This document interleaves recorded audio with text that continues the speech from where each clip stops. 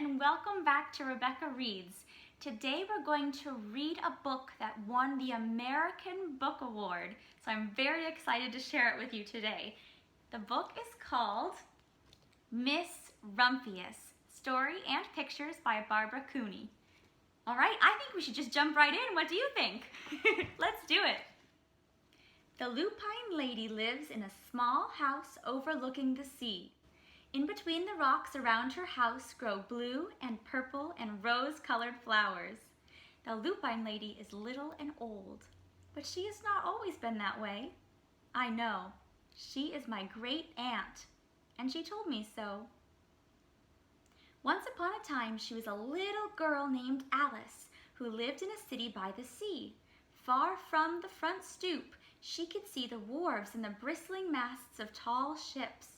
Many years ago, her grandfather had come to America on a large sailing ship. Now he worked in the shop at the bottom of the house, making figureheads for the prows of ships and carving Indians out of wood to put in front of cigar stores. For Alice's grandfather was an artist. He painted pictures, too, of sailing ships and places across the sea.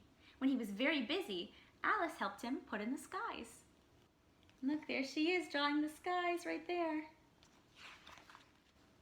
In the evening, Alice sat on her grandfather's knee and listened to his stories of faraway places. When he had finished, Alice would say, "When I grow up, I too will go to faraway places, and when I grow old, I too will live beside the sea." "That is all very well, little Alice," said her grandfather, "but there is a third thing you must do." "What is that?" asked Alice. "You must do something to make the world more beautiful," said her grandfather. "All right," said Alice, but she did not know what that could be. In the meantime, Alice got up and washed her face and ate porridge for breakfast. She went to school and came home and did her homework, and soon she was grown up. Then my great aunt Alice set out to do the 3 things she had told her grandfather she was going to do. She left home and went to live in another city far from the sea and the salt air. There she worked in a library, dusting books and keeping them from getting mixed up, and helping people find the ones they wanted. Some of the books told her about faraway places. People called her Miss Rumphius now. Ooh! Sometimes she went to the conservatory in the middle of the park. When she stepped inside on a wintry day, the warm, moist air wrapped itself around her, and the sweet smell of jasmine filled her nose. "This is almost like a tropical isle," said Miss Rumphius, "but not quite." So, Miss Rumphius went to a real tropical island where people kept cockatoos and monkeys as pets. She walked on long beaches, picking up beautiful shells. One day, she met the Bapa Raja, king of a fishing village. "You must be tired," he said. "Come into my house and rest." So Miss Rumphius went in and met the Bapa Raja's wife. The Bapa Raja himself fetched a green coconut and cut a slice off the top so that Miss Rumphius could drink the coconut water inside.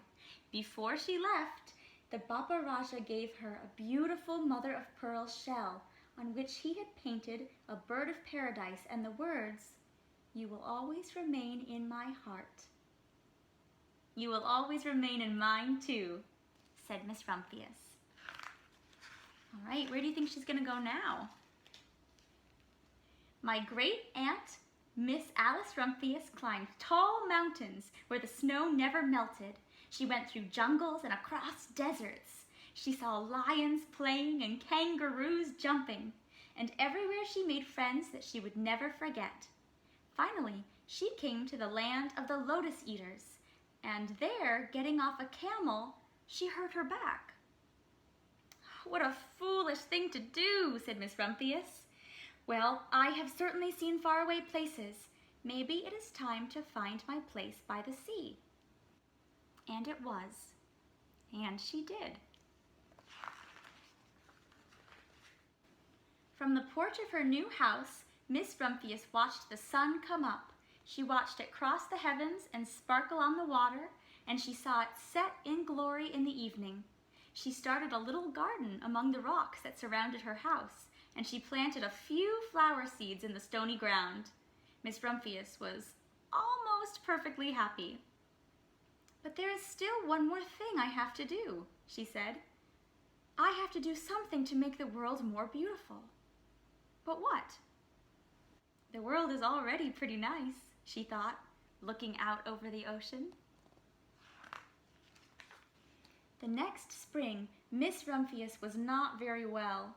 Her back was bothering her again, and she had to stay in bed most of the time. The flowers she had planted the summer before had come up and bloomed in spite of the stony ground. She could see them from her bedroom window, blue and purple and rose-colored. "Lupines," said Miss Rumphius, with satisfaction. "I have always loved lupines the best. I wish I could plant more seeds this summer so that I could have still more flowers next year."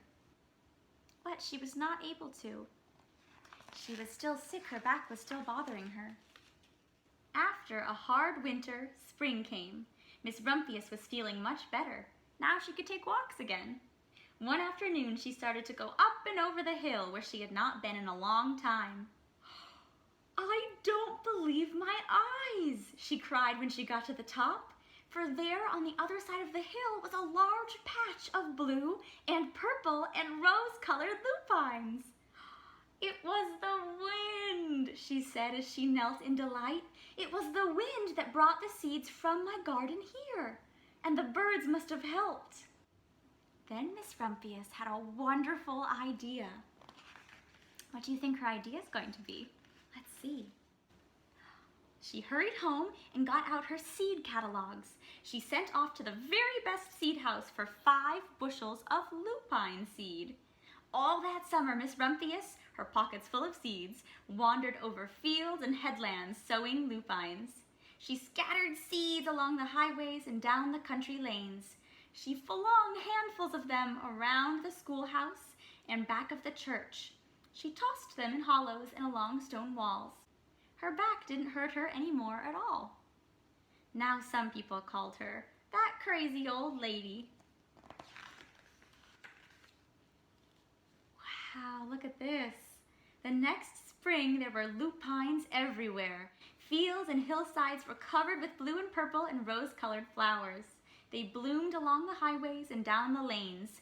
Bright patches lay around the schoolhouse and back of the church. Down in the hollows and along the stone walls grew the beautiful flowers. Miss Rumphius had done the third, the most difficult thing of all. My great aunt, Alice, Miss Rumphius, is very old now. Her hair is very white. Every year there are more and more lupines. Now they call her the Lupine Lady. Sometimes my friends stand with me outside her gate, curious to see the old lady who planted the fields of lupines. When she invites us in, they come slowly. They think she is the oldest woman in the world. Often she tells us stories of faraway places. "When I grow up," I tell her, "I too will go to faraway places and come home to live by the sea."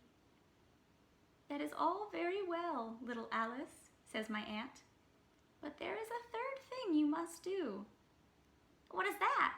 I ask. "You must do something to make the world more beautiful." "All right," I say. But I do not know yet what that can be. The end. What a wonderful story. I remember reading this book when I was a little girl with my mom and my sister. And I think that my favorite part of the story is when Miss Rumphius is feeling better and her back doesn't hurt anymore, and she looks out her window, and you know what she saw? She saw those blue and purple and rose-colored lupines out there. I love that part. All right, well, thank you guys so much for joining me today on another episode of Rebecca Reads, and I look forward to seeing you guys again next time. Thanks for stopping by to read a book. I'm so happy that you came to take a look. Reading can be fun and help us to explore. We use imagination and so much more. I had so much fun getting to learn with you. See you next time with